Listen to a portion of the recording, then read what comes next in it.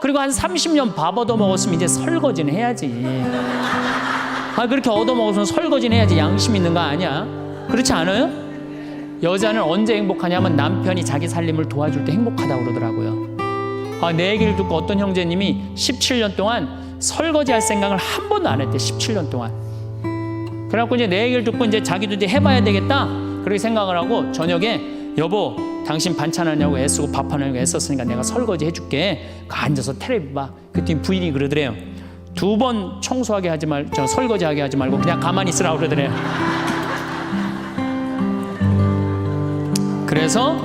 그래서 이 남편이 그랬대요. 아니야 내가 오늘 해보고 싶어서 그래.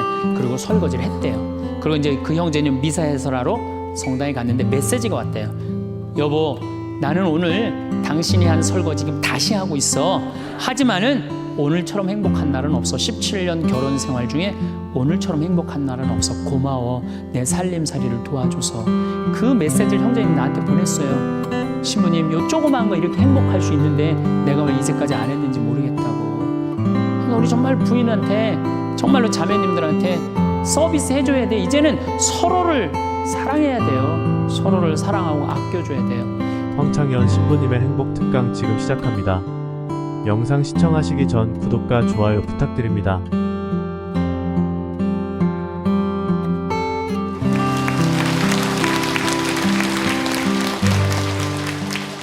참예수님, 지난주에 이어서 계속 외로움에 대한 얘기를 하고 있습니다. 우리 인간들은 사실은 사랑이 없을 때 외롭죠. 근데 여러분들 자식이 부모를 사랑하는 게 클까요? 부모가 자식을 사랑하는 게 클까요? 제가 다녀보면요 다 부모가 자식을 사랑하는 게 크다고 착각하고 있어요. 근데 3살, 4살, 5살 때만 애들에도 누가 더 부모를 사랑하느냐면 자식이 더 부모를 사랑한대요. 왜냐하면 여러분들 3살, 4살, 5살 된 아이들은 누구밖에 없어요? 엄마밖에 없잖아요. 그래갖고 그냥 엄마 치마 붙잡고 그냥 온 데를 다 따라다니잖아요. 근데 엄마는 그때 아이 모임에도 나가야 되고 그냥 여기저기 다녀야 되는데 그냥 딸, 아들이 그냥 계속 매달려 있으면 귀찮아요? 안 귀찮아요? 귀찮을 때 있죠? 그래서 한마디 해서 얜 잠도 없냐고 좀 가서 좀 자라고. 그래도 그냥 계속. 그러니까 아이가 엄마 아빠를 너무너무 좋아해. 엄마 아빠하고 같이 있고 싶어. 근데 누가 밀어내기 시작하냐면 부모가 밀어내기 시작하는 거예요. 언제까지 밀어내냐면 초등학교 6학년 때까지 계속 밀어내요. 그리고 공부 못한다고 구박까지 해. 밀어내는 것도 모자라서. 그럼 중학교 올라가면 그때부터는 누가 싫어하기 시작해요? 자식이 싫어하기 시작해요. 그래갖고 엄마 아빠를 거절하기 시작해. 근데 엄마 아빠는 똑같은 마음이야. 사랑하는 건 똑같아. 그렇죠? 근데 중학교 올라가면 이놈이 나를 거절하니까 굉장히 섭섭하죠. 그런데 10년 동안 밀어낸 걸 생각해야죠. 10년 동안 같이 아이가 놀아달라고 그럴 때 놀아주고 뭐 매달릴 때 같이 안아주고 눈 마주쳐주고 대화해주고 얘기 들어줬으면은 중학교 올라도 걔는 엄마 아빠 안 미워해요. 그런데 3살서부터 계속 귀찮다고 그러고 자라고 그러고 그냥 뭐 또 때리고 막 공부 못하면 뭐 그냥 네가 그냥 내가 널 낳고 미역국을 끓여 먹고 내가 한심하다 그러고. 그리고 중학교 올라가고 자식이 엄마 막 째려보고 신경질 보고 소리 지르면은 그땐 당황스러운 거예요. 그래서 그런 착각을 하지 마시라는 거예요. 자식이 여러분들을 거절하게 되는 데는 누가 기여를 하는 거예요? 여러분들이 기여를 하는 거예요. 제가 신학교 때 부제 때 매스컴 세미나라는 걸 했는데 그때 어떤 자매가 와갖고 정말 내 눈물을 찔끔 나게 하는 강의를 한 적이 있어요. 이 자매가 아들이 셋 있었대요. 근데 아들이 셋 있는 집은 항상 둘째가 문제예요. 첫째는 첫째라고 잘해주고 막내는 막내라고 잘해주죠. 그렇죠? 둘째는 항상 소외의식을 느껴요. 항상 피해의식을 느낀다고요. 우리 집에도 아들이 셋 있는데 큰아들은 내가 봐도 저 어머니 아버지가 왜 이해가 안 될 정도로 큰아들한테 잘했어요. 잘못해도 다 감싸 안아주고. 이게 큰아들은 대접받는 거죠. 저는 우리 집 막내였는데 저는 정말로 사랑을 많이 받고 자랐어요. 전 중고등학교 다닐 때 내가 신발을 빨아본 적이 없어요. 형들이 다 빨아줬어요. 왜 빨아줬느냐면 안 빨아주면 어머니 아버지가 혼냈으니까 막내 신발 빨게 한다고. 그래갖고 그냥 우리 집이 이제 제사를 지내도 우리 집이 이제 아버님이 장손이라 1년에 어렸을 때 13번, 14번 제사를 지냈어요. 제사를 지내면은 제일 탐나는 게 제사상에 문어다리가 제일 맛있잖아요. 그런데 그냥 큰아들은 큰아들이라고 챙겨주고 막내는 막내라고 알아서 해주는데 둘째 형은 문어다리 차지가 안 가는 거예요. 그래갖고 이제 제사 끝나고 나면 이제 고시리 한다고 그러잖아요. 귀신 마중 나가면은 우리 식구들은 다 나가는데 둘째만 안 따라 나가는 거예요. 왜 안 따라 나가냐면 문어다리 훔치려고. 자기가 훔치지 않으면은 자기 챙겨줄 사람 아무도 없잖아요. 우리 둘째 형은 제사가 지나고 일주일이 지나도 2주일이 지나도 문어다리 물고 다녀요. 자기 어디다 감춰놨는지 모르는데. 그래갖고 제가 지금 얼마 전에 한 2년 전인가 설날 집회를 갔어요. 마침 설날은 제사를 지내니까 가갖고 물어봤어요. 아직도 둘째 형 문어다리 훔치느냐고 그랬더니 형하고 누나가 오늘도 문어다리가 없어졌다는 거예요. 그거 훔친 거지. 그러니까 50이 돼서도 그 어렸을 때 자기가 소외된 거, 피해의식을 보상받고 싶은 거예요. 근데 이 집에 이제 아들이 이제 중학교 3학년, 초등학교 6학년, 초등학교 3학년 세 아이가 있었대요. 근데 마침 그날은 초등학교 6학년 둘째 아들만 집에 있었대요. 그래서 이 자매님이 남편한테 여보, 둘째 아이 좀 데리고 목욕탕에 들어가서 목욕 좀 시키라고. 그래갖고 뭐 아빠도 뭐 집에 있으니까 둘째 아들 이제 목욕을 시킨다고 목욕탕에 이제 들어갔대요. 근데 5분이 지났는데 남편이 얼굴이 새빨개져갖고 막 뛰쳐나왔대. 옷도 제대로 안 입고. 아, 당신 왜 애 목욕 시키라고 했더니 왜 뛰쳐나오냐? 당신 먼저. 여보, 내가 목욕을 하러 들어갔는데 저놈이 이상한 말을 한다는 거예요. 그래서 무슨 말을 하느냐고. 아니 나도 벗고 이제 자기도 이제 둘째 아들도 옷을 벗었는데 딱 옷을 벗었는데 둘째 아들이 눈을 똑바로 뜨고 아버지한테 그러더래요. 아버지도 벗고 나도 벗었으니까 우리 남자 대 남자로 아무것도 안 걸쳤으니까 솔직하게 말 좀 해보자고. 그래서 이놈은 무슨 얘기를 하느냐. 아니 초등학교 6학년 놈이 딱 빨개 벗고 아버지도 벗고 나도 벗었으니까 우리 솔직하게 얘기 좀 해보자고 그러니까 얼마나 당황스러워요. 그래서 무슨 얘기냐 그랬더니 아버지는 날 정말로 사랑하는 거냐. 무슨 소리냐. 지난 겨울에 아버지가 밤에 두부 심부름 시켰을 때 난 너무너무 밤에 나가는 게 무서웠다. 왜냐하면은 동네 불량 형들이 걸리면 돈을 뺏고 그래서 난 밤에 나가는 거 너무너무 싫었다. 중학교 3학년 큰형도 있는데 내가 그래서 큰형 왜 안 시키냐고. 그러니까 아버지가 나한테 소리 지르고 나한테 갔다 그래서 내가 울면서 갔다 왔다. 내가 그렇게 무서운데 얼마나 내가 서러웠는지 알았느냐. 그 아버지 나 사랑하는 거냐. 내가 그렇게 마음고생하는 걸 아냐. 뭐 아버지 할 말 없지. 또 아니 내가 구두 닦았을 땐 한 번도 칭찬도 안 하는데 막내가 아버지 구두 닦으면 그렇게 좋아하고 칭찬하고 500원도 주고 그러는데 왜 나는 한 번도 그런 적이 없느냐. 그리고 우리 아들 셋이서 인사할 때 잘 다녀오시라고 그럴 때 내 머리 쓰다듬은 좀 있냐. 한 번도 없다. 막내 머리만 쓰다듬어 줬지. 날 사랑하는 거냐. 아들이 그냥 그렇게 물어보는 거예요. 당황스러운 거죠. 부모는 항상 세 아들 다 사랑한다고 그러지만은 자식이 느끼는 건 너무너무 섭섭했던 거죠. 그래서 이 아빠가 너무너무 당황스러워갖고 그랬대요. 나는 너를 너무 믿었기 때문에 심부름도 시킨 거고 난 너를 너무너무 믿었기 때문에 막내 어리니까 이렇게 한 거지. 난 이 셋 중에 너를 너무너무 사랑한다. 그리고 너무 당황스러워서 그냥 옷도 그냥 대충 입고 뛰쳐나온 거예요. 그 자리에서 너무 있기 미안해갖고. 그래갖고 제가 어떻게 하나 보라고 그랬더니 문을 빼꼼히 열고 보니까 아들이 눈에는 눈물이 뚝뚝뚝 떨어지는데 입에는 미소가 있더라는 거예요. 아빠가 날 사랑한다고 그러니까. 그러니까 누가 사랑하는 게 커요? 자식이 부모 사랑하는 게 큰 거예요. 그 사랑을 부모가 까먹고 자꾸 자식한테 못되게 하는 거죠. 그래서 여러분들 정말로 우리가 부모라는 게 중요해요. 아버지가 없는 자식들은 참 힘들어요. 아버지가 없는 자식들은. 여러분들 그 삼국 통일을 한 궁예, 왕건, 견우, 후백제 거기에 궁예 얘기를 좀 할게요. 궁예가요. 뭐 역사적으로 뭐 확실하진 않지만 47대나 48대 경문왕 아들이었대요. 이 셋 중에 제일 난 사람이에요. 왕건은 귀족 아들이고 견우는 평민 아들이야. 근데 궁예는 왕의 아들이었어요. 근데 아버지 없이 자랍니다. 아버지 없이 자라요. 아버지 없이 자라는 사람들은요. 심리학자들이 얘기를 하기에 1살서부터 3살 때까지 가장 중요하대요. 이때 아버지 엄마가 안아주고 뽀뽀해주고 엄마 아빠라고 그럴 때 격려해주고 기저귀 갈아주고 이럴 때 아이들은 뭐가 생기느냐면 신뢰심이 생긴대요. 세상은 믿을 만한 데다. 그리고 그냥 아이가 막 걸을 때 옆에서 박수 쳐주고 걸음 뛸 때 그럼 아이들이요 그 굉장히 심리적으로 안정감을 준다는 거예요. 그런데 이때 아버지가 없는 아이들은 심리적으로 굉장히 불안하다는 거예요.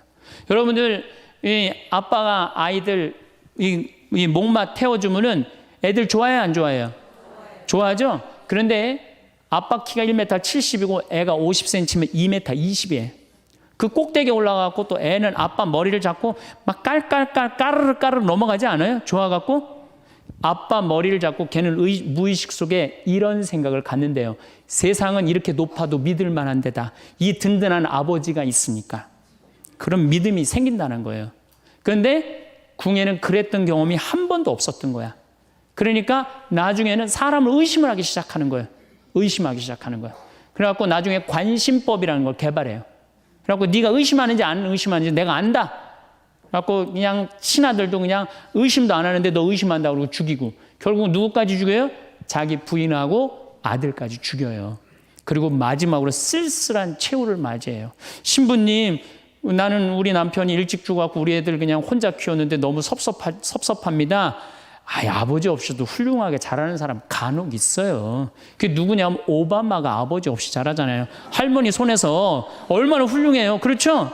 그러나 일반적으로 보면은 그렇다는 거예요. 아버지가 굉장히 중요한데, 근데 슬픈 거는 우리나라는 아버지가 있어도 없는 것 같아요. 아버지가 있어도 애는 학원 다니냐고 그냥 정신 팔려가고 아버지는 돈 번다고 해갖고 서로 사랑을 쌀 시간이 없는 거, 서로 사랑을 쌀 시간. 그런데 이 아버지와 끈이 굉장히 기가 막힌 분이 한 분 계세요. 아버지와 자식 사랑이 아주 두터운 분이 한 분 계세요. 그분이 누구냐면 바로 예수님이에요. 예수님처럼 아버지와 사랑이 깊은 사람이 없어요.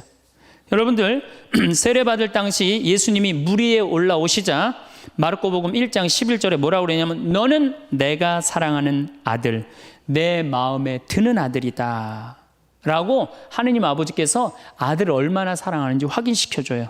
그 마태복음 11장 25절 27절을 보면은 아버지, 하늘과 땅의 주님, 지혜롭다는 자들과 슬기롭다는 자들에게는 이것을 감추시고 철부지들에게는 드러내 보이시니 아버지 감사드립니다. 그렇습니다. 아버지의 선한 신 뜻이 이렇게 이루어졌습니다.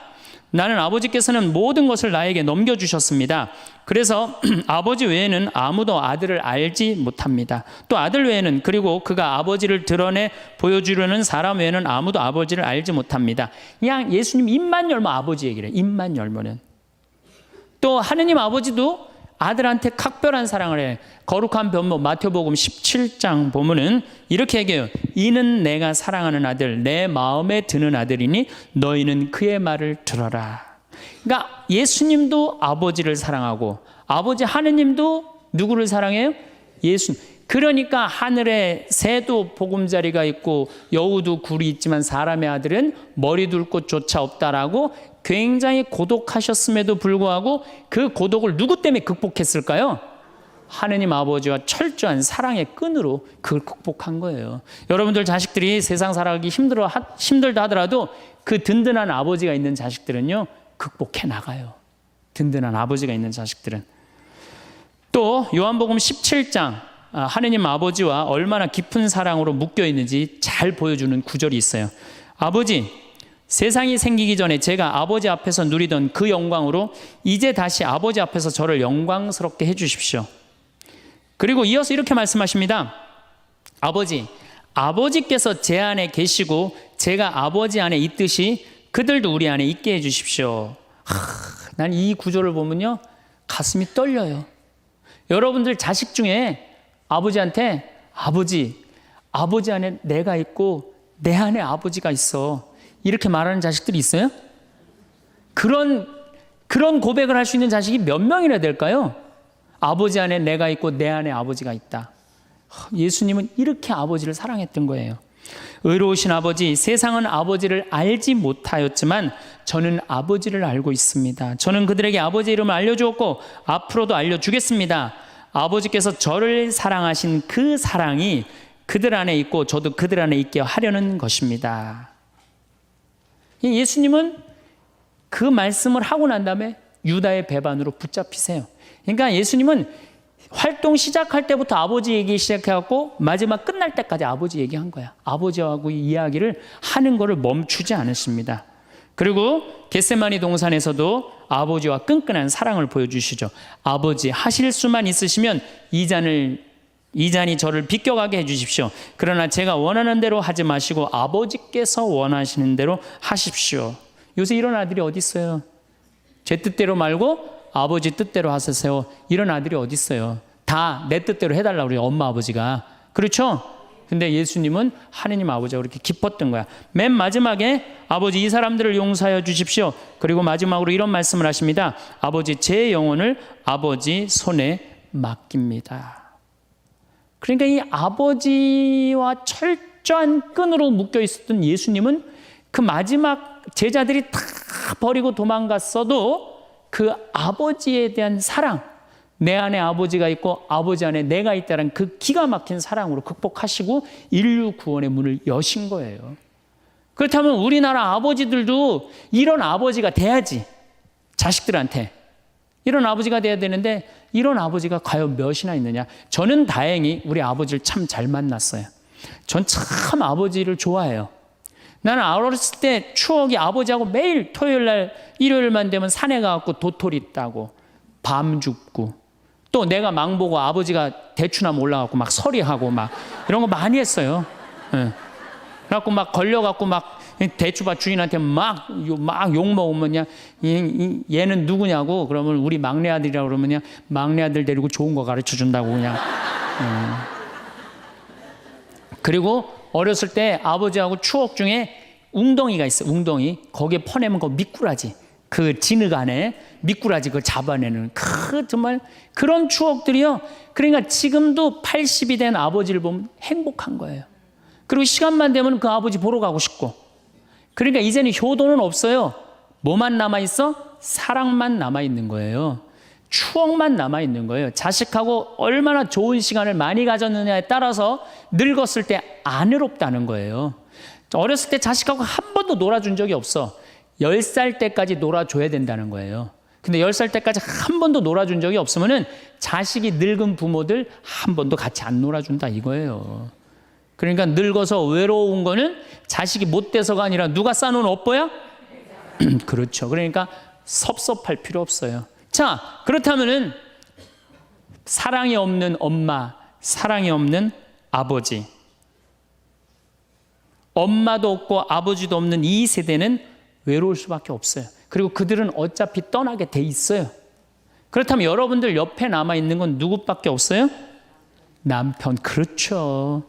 50살에 자식들 떠나면 50부터 100살까지 여러분들 옆에 남아있을 수 있는 유일한 사람은 남편밖에 없어요. 근데 여러분들 그 남편한테 잘해요? 옛날에는요 부모한테 자식이 전부였어요. 왜 옛날에는 부모한테 자식이 전부였느냐면 20살에 결혼해갖고 내가 40살이 되면은 자식이 20살이 돼요.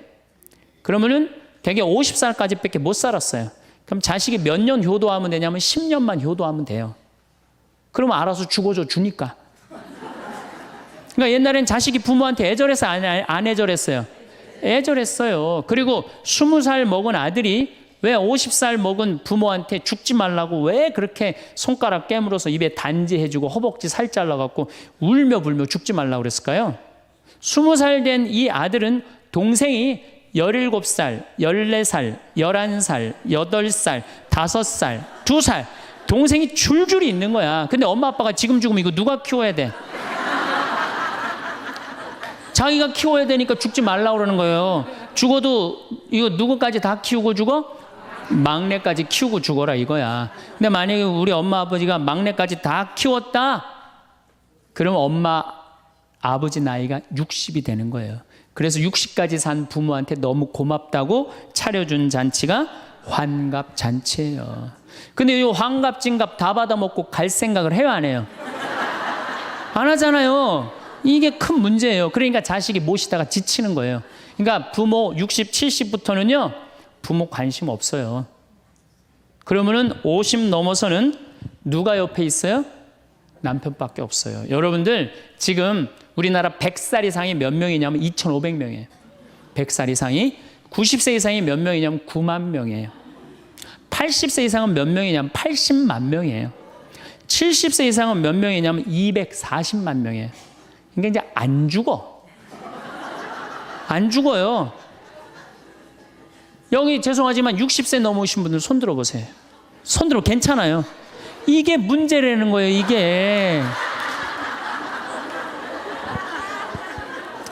자식은 이미 떠나 있고 50 넘었고 60 넘어갖고는 누가 옆에 있어요? 남편밖에 없어요. 그러면은 자식한테 잘해야 됩니까? 남편한테 잘해야 됩니까?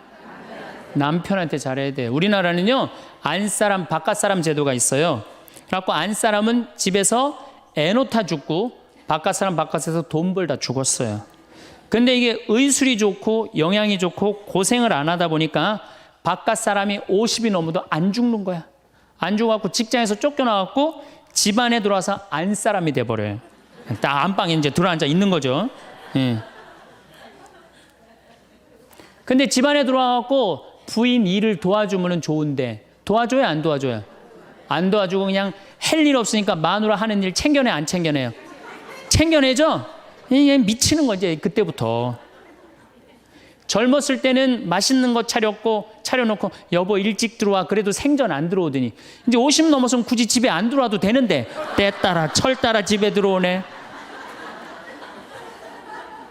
그러니까 여러분들이 자식들 품에 안 하고 키울 때는 외로운지 몰라요. 그렇죠? 근데 자식 떠나고 나면은 체인징 파트너를 해요. 이쁜 자식은 떠나고 쭈글쭈글한 남편이 돌아오는 거야. 그런데 50부터 110살까지 살려면은 젊었을 때 같이 여행 다니는 추억도 있어야 되고 젊었을 때 사랑도 쌓여 있어야지 50 넘어갔고 100살까지 그 추억 먹고 살 거 아니에요. 근데 그런 추억이 하나도 없어. 그 50 넘어갖고 와갖고 그냥 잔소리만 하고 그냥 그러면은 그 남편이 싫은 거예요. 그러니까 서로 한 집에 살지만은 각방 따로 쓰고 외롭게 사는 거죠. 그래도 여러분들은 괜찮아요. 여러분들은, 우리 신부들은요 진짜 불쌍해요. 생각을 해봐요. 20살에 신학교 들어갔어요. 그래서 30에 신부 돼요. 그래갖고 옛날엔 75세 은퇴였어요. 75세 은퇴. 75세는 그래도 괜찮았어요. 은퇴하고 그냥 거의 바로 이제 세상 떠나시니까 요즘 70세로 은퇴가 내려왔어요. 그리고 이제 65세로 내린대요. 65세 은퇴해도 된다. 이렇게 내린대. 왜? 서울교구 우리 보좌 신부님들 뭐 10년, 12년, 13년 하잖아요.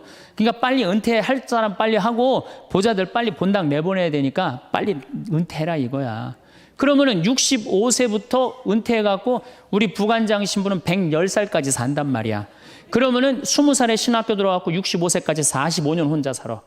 그래갖고 65세 은퇴해갖고 110살까지 또 혼자 살아. 45년, 90년 혼자 사는 거야. 그래서 나는 우리 신부님들 은퇴시키는 거 반대하는 신부예요. 65세 은퇴시켜갖고 다시 보좌 신부로 발령을 내라. 보좌 신부로 발령을 내갖고 아니 고해성사 듣게 하면 되잖아요. 아 얼마나 여러분들 속에 있는 얘기 하고 싶은 거 많아요. 그렇죠?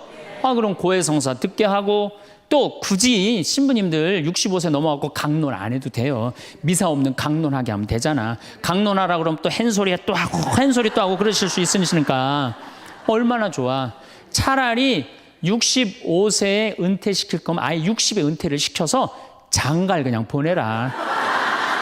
늙어선 좀 안 외롭게. 농담이에요. 농담. 우리보다는 여러분들이 훨씬 덜 외롭다는 거예요. 그렇지 않아요? 여러분들 남편도 있고 자식도 있고 손자도 있잖아요. 그러면 그 소중한 사람들한테 사랑하면서 살아야지. 우린 사랑할 사람도 없는데 여러분 사랑할 사람이 있잖아요. 그럼 조금만 내가 잘하면 되는데 그게 안 되는 거예요. 우리나라 여자들이요. 이 세상이 너무너무 여자 살기 좋은 세상이 돼갖고 여자들이 지금 뭐가 뭔지도 모르고 살아요. 집에서 남편들, 여러분들 남편들이 200만 원, 300만 원 벌어갖고 돈 갖다 주잖아요. 여러분들 길 지나가다 보면은 여러분들 10,000원 주는 사람 있어요? 지나가는 남자가?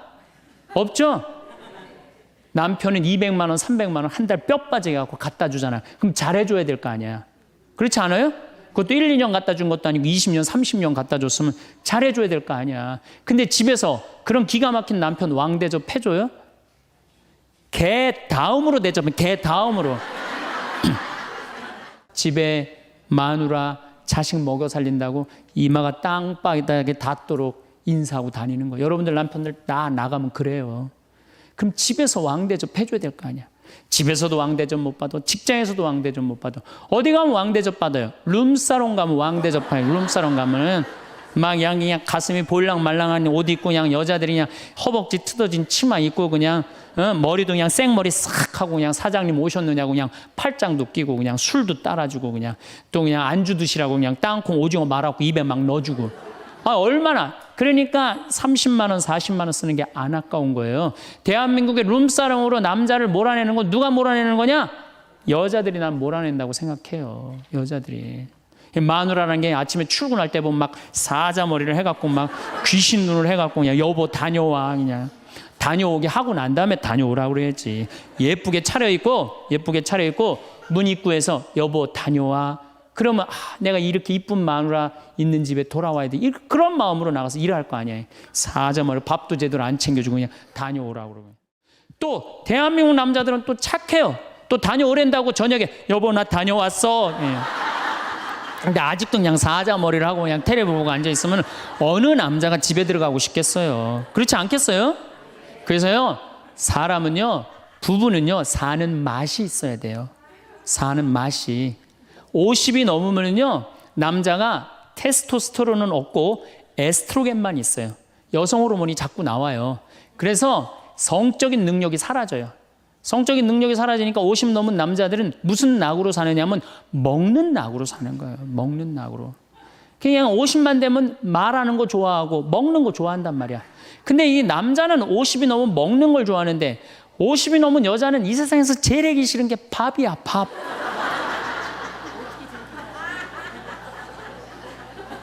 그러니까 그냥 둘이 사는데 왜 김치찌개를 끓여도 한솥 끓여. 그냥 하기 싫으니까 귀찮으니까 한솥 끓여갖고 그냥 다음날 아침에 그냥 그거 졸여갖고 아침상에 올려놓고 그냥 저녁엔 또 오늘같이 하루 피정하고 저녁에 이제 여보 나 저녁 집에 가서 먹을게 그러면 또 그거 볶아갖고 저녁상에 또 올려놓고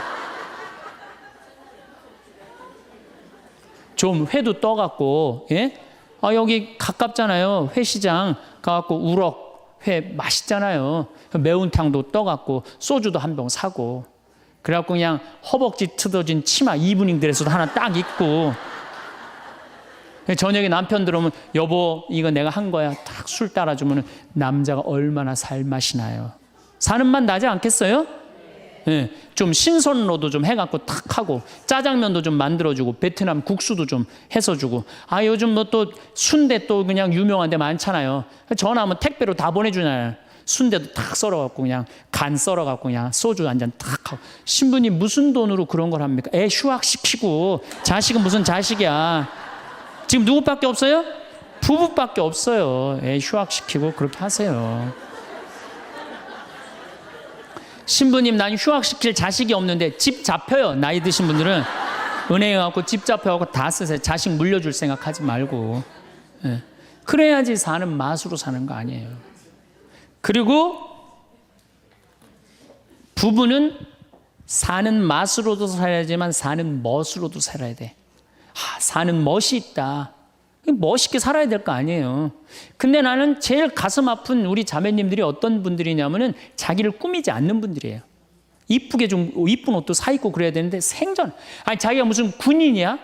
집에 있어도 파마를 해도 꼭 철모 뒤집어 쓴 거 딱 1년 내내 풀어지지도 않는 거 쓰고 앉아갖고 그냥 생전 그냥 마누라라는 게 그냥 맵시 있는 옷 한 번 제대로 입지도 않고 그럼 남편이 사는 맛이 있어요? 사는 멋이 있어요?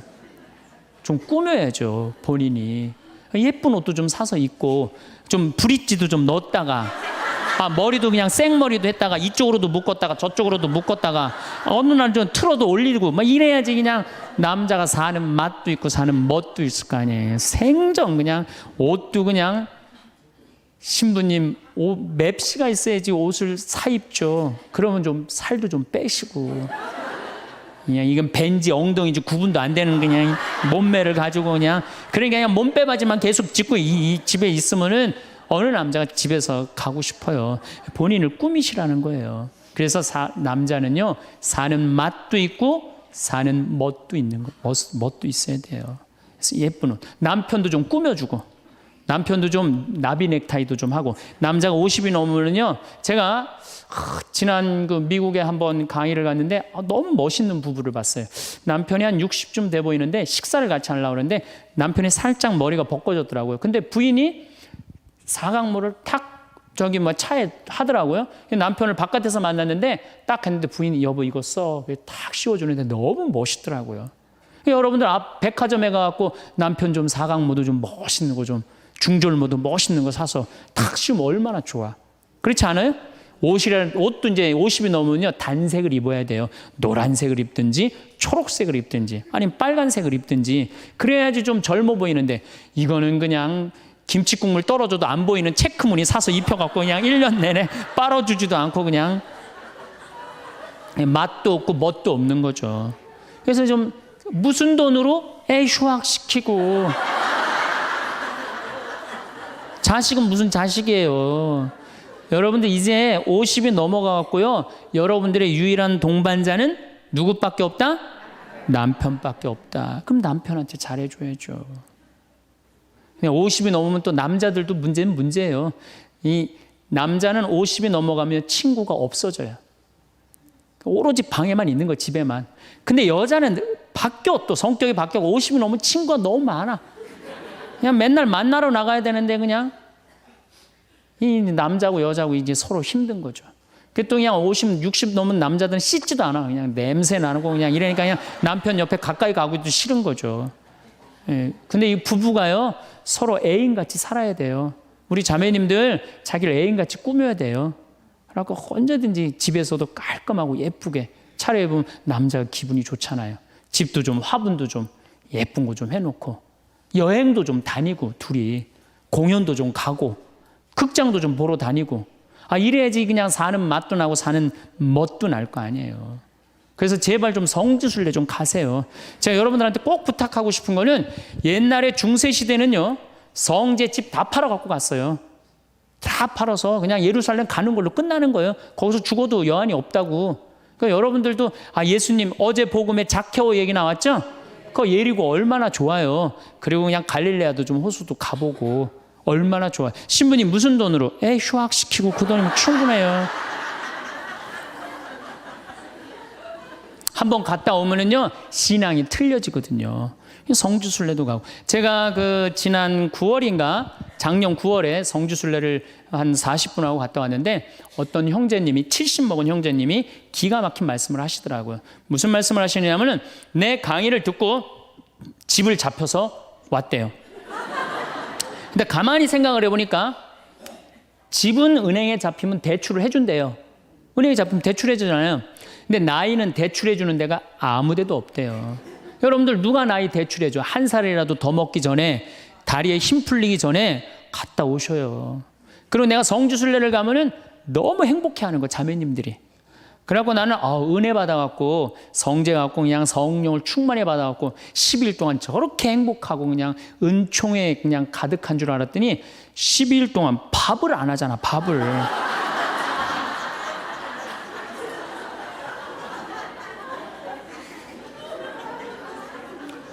남편 부부는 맛도 있고 멋도 있어야 되지만 기도 살려줘야 돼. 남편 기도 살려줘야 돼요.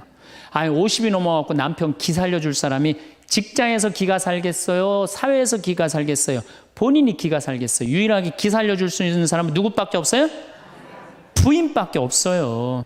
부부가 50이 넘으면요 자식들 떠나고 둘만 덩그랗게 집에 남아서 50년을 같이 살아야 돼요. 말을 정말로 남편 즐거운 말, 남편 좋은 말, 우리 남편 아직도 알통 튼튼하다. 우리 남편 아직도 어깨가 그냥 대유평 평야 같다. 이런 말 해주는 게 중요한 거예요. 그런데 그냥 말을 진짜 못해. 내가 2000년 역사상 말 진짜 못하는 놈 한 놈 알고 있어요.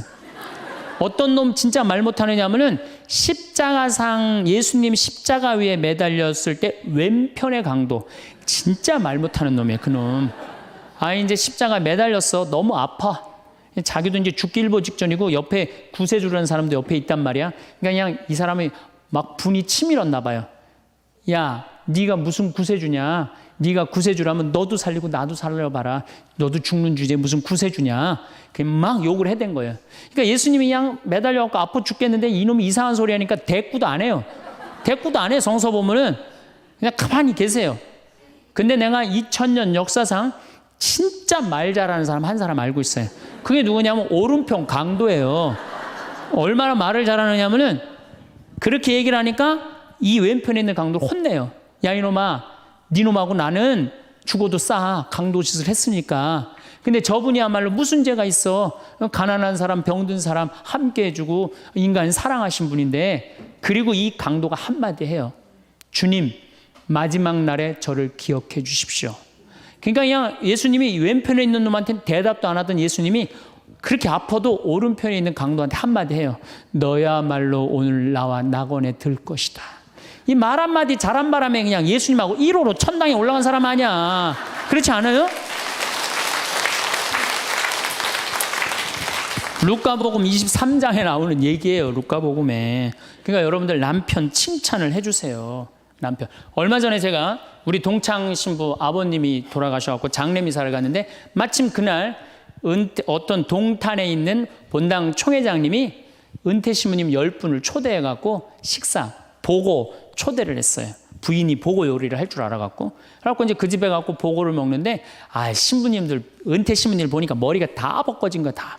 머리가 다 벗겨져갖고 있더라고요. 근데 내가 그날 마침 이제 장례미사를 해갖고 우리 주교님을 뵀는데, 우리 주교님은 그래도 머리가 많이 나셔갖고 모자를 앞에다 쓰신 거야. 그래갖고 참 보기가 좋더라고요. 주교님이 아주 얼굴이 하얀이 선비같이 생기셨거든요. 그래서 내가 저녁 먹으면서 신부님들은 이렇게 머리가 벗겨졌는데 우리 주교님은 아직도 머리가 나셔갖고 모자를 앞에다 쓰는데 참 보기 좋더라고. 그랬더니 은퇴 신부님 10분이 황 신부 주교님한테 가갖고 샴푸 뭐 쓰는지 좀 알아봐 달라고 막 그러더라고요. 그런데 우리 식사를 한 총회장님, 그 동탄의 총회장님이, 신부님, 저는 40부터 머리가 완전히 벗겨졌는데 한 번도 머리 벗겨진 것 때문에 스트레스 받은 적이 없다는 거예요. 그게 무슨 소리냐? 그랬더니 자기 부인이 40에 본당 사목 임원이었는데 사목회를 하고 집에 들어오면 막 짜증을 내고 들어온대요. 그 문을 열고 딱 한다는 부인이 첫 입을 열어서 하는 소리가 답답해 죽을 뻔했다고. 여보, 사목회가 그렇게 답답해? 그러면 그 부인이 그러는데, 여보, 나는 사목회를 하는데 60이 먹은 그 본당의 회장님들이 머리가 빽빽하게 꽉 차 있으면은 그 머리를 보고 회의를 하면 가슴이 답답하다는 거야. 그리고 이제 자기 남편을 보고, 머리가 완전히 대머리인 남편을 보고 한마디 한대요. 이제야 가슴이 뻥 뚫린다고. 이게 얼마나 남편을 기를 살려주는 말이에요. 그렇지 않아요? 그러니까 여자는 맛도 있고 멋도 있고 누구 기도 살려줘? 남편 기도 살려줘야 되는 거예요. 부처님은요 7종류의 아내가 있다고 그래요. 첫째, 남편을 죽이는 아내가 있대요. 더러운 마음을 가지고 남편에 대한 사랑이 없고 남편을 업신여기는 아내. 아내가 권력 있으면 남편이 모든 것을 참고 침묵하기 때문에 그 참느냐고 빨리 죽는데요. 남편을 죽이는 아내가 있대요. 두 번째는 도둑과 같은 아내가 있대. 남편이 힘들게 돈 벌어 갖고 오면은 그거 그냥 막 써갖고 그냥 살림살이 엉망으로 하는 아내. 도둑과 같은 아내. 셋째, 주인과 같은 아내. 주인 행세하는 거죠. 그래갖고 그냥 자기는 일 안 하고 남편 막 시키는 주인과 같은 아내가 있고. 그 다음에 네 번째는 어머니와 같은 아내가 있대요. 항상 남편을 사랑하며 자식 대하는 것처럼 남편을 보호해주는 아내가 있대요. 그 다음에 누이 동생과 같은 아내. 남편을 섬기기를 다하고 자매와 같은 귀여움을 떨고 애교를 떠는 그런 누이 동생과 같은 오빠 하면서 그런 아내가 있다는 거예요. 그 다음에 친구 같은 아내가 있다는 거예요. 직장에서 마치고 피곤해서 돌아오면은 남편을 반가이 맞이해주고 술 한잔을 하면서 하루를 이야기를 나누는 친구 같은 아내. 그 다음에 이건 시대에 좀 안 맞지만은 종과 같은 아내, 남편을 극진히 섬기는 아내가 있다는 거예요. 여러분들은 7번째 중에 몇 번째에 들어가세요?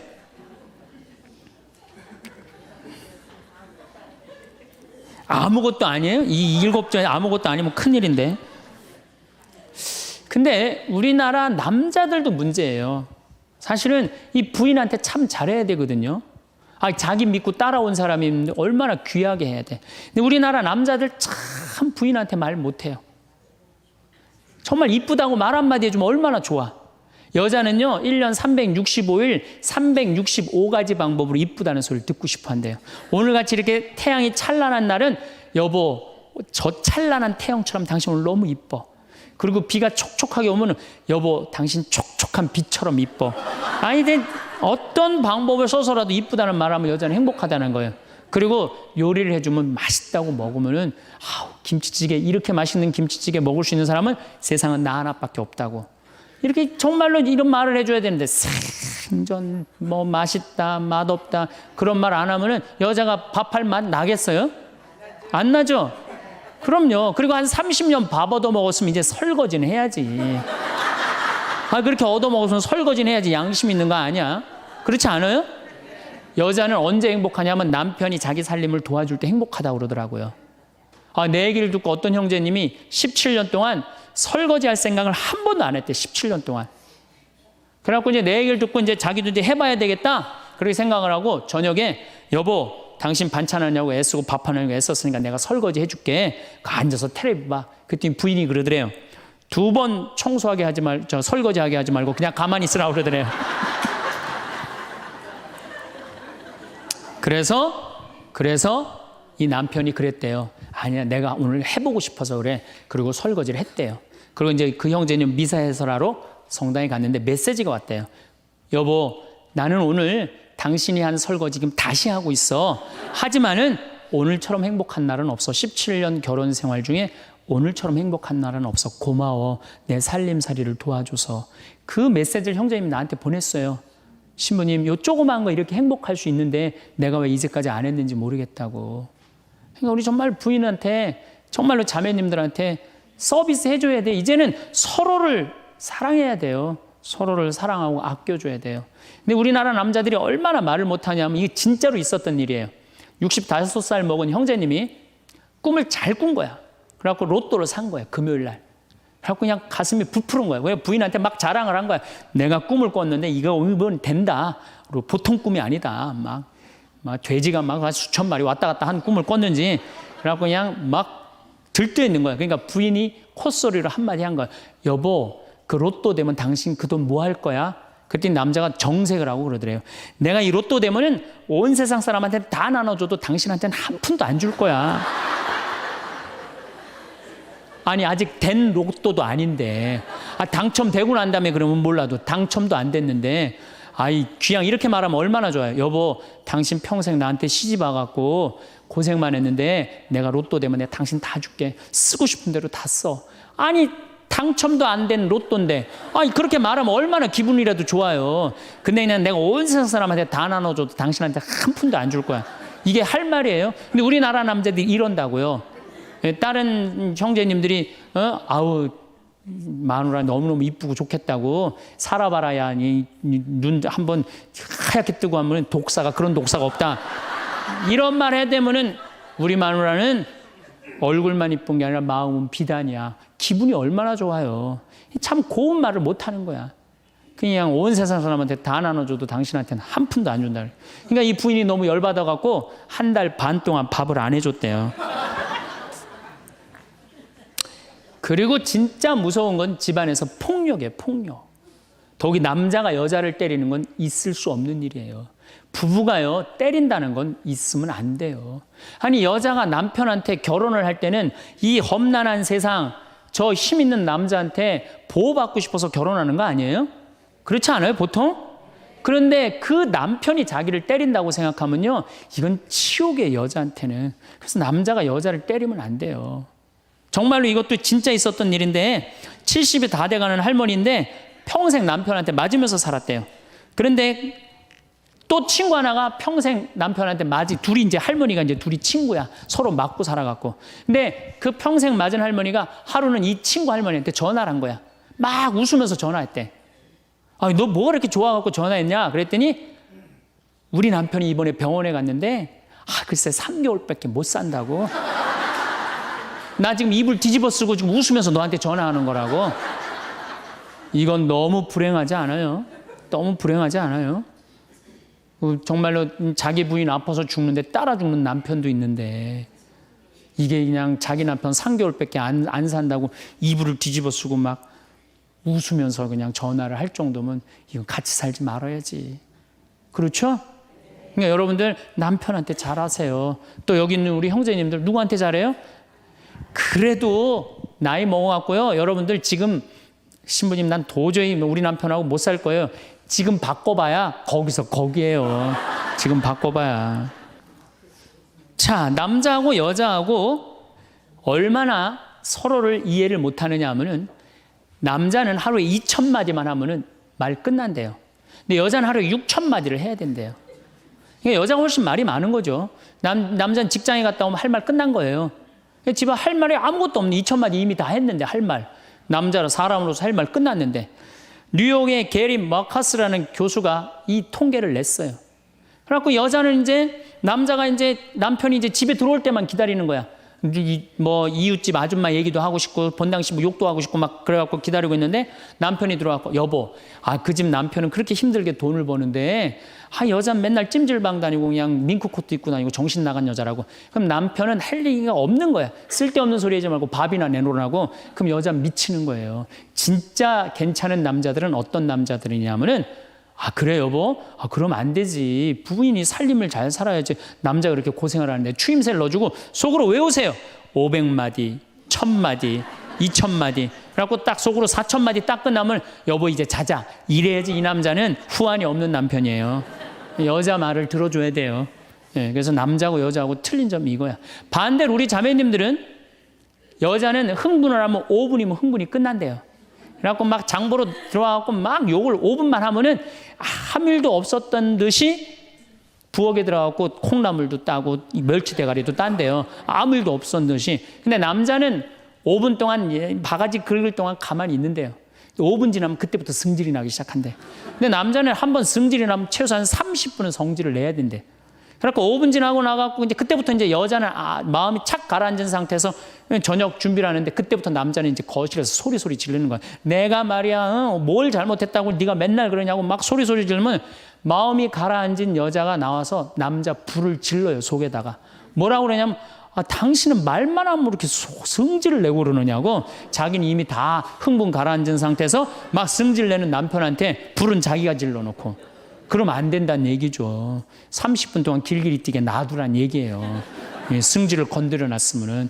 어쨌든 우리가 이 인생을 외롭게 살고 싶지 않다면은 부부가 사랑하는 수밖에 없어요.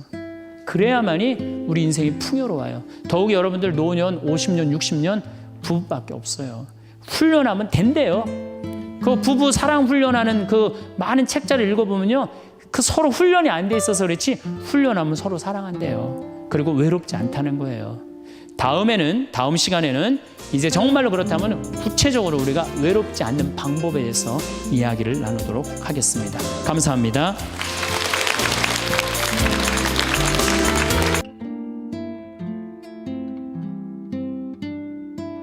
오늘 황창현 신부님의 행복 특강 어떠셨나요?